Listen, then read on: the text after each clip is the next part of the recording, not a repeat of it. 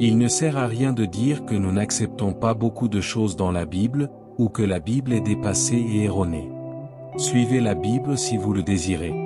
Suivez la parole de Dieu si elle a du sens pour vous. Mais sachez qu'il y aura beaucoup de pleurs et de grincements de dents pour ceux qui rejettent cette parole. Beaucoup de gens ne croient pas en l'Évangile, beaucoup pensent que la parole de Dieu est une légende. C'est ce que l'ennemi de Dieu veut, que les gens aient un cœur endurci, qu'ils croient que la parole de Dieu est dépassée et non actualisée. Notre vie, mes frères et sœurs, c'est à nous de choisir notre chemin. Cette parole que nous venons d'entendre est celle de Jésus.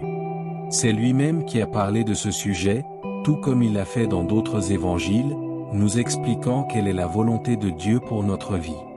La volonté de Dieu pour notre vie sera toujours bonne, parfaite et agréable. C'est à nous de l'accepter ou non. Réfléchissez donc aujourd'hui si vous avez vraiment l'intention de suivre le Christ dans la totalité de ses enseignements. Réfléchissez si votre vie est ancrée dans la parole de Dieu ou non.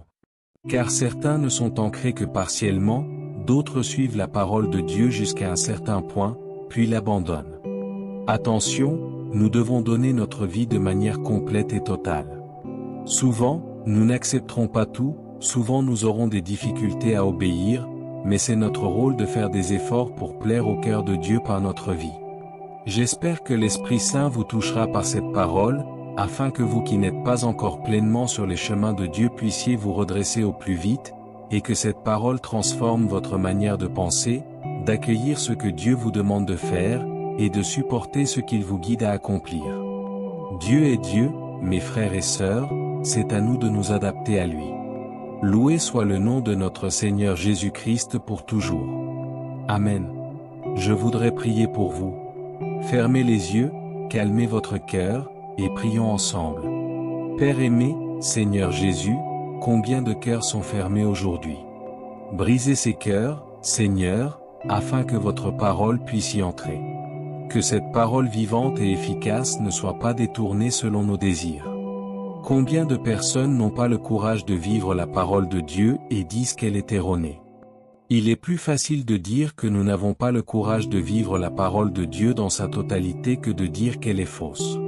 Pardonnez-nous, Père, pour ces personnes qui souvent sont omises et ne veulent pas faire l'effort de vivre votre parole, d'accueillir et de profiter des bénédictions que la parole de Dieu apporte dans notre vie. Car souvent, nous trouvons la parole de Dieu dure, mais c'est pour nous éduquer et nous enseigner le bon chemin. Ce monde est un entraînement pour ce qui est à venir.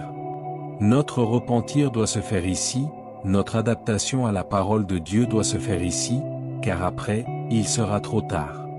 Seigneur Jésus, touchez ces cœurs endurcis qui rejettent vos enseignements, afin que ces enseignements puissent faire partie de leur vie et les transformer complètement.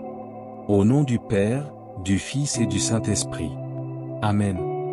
Loué soit Dieu.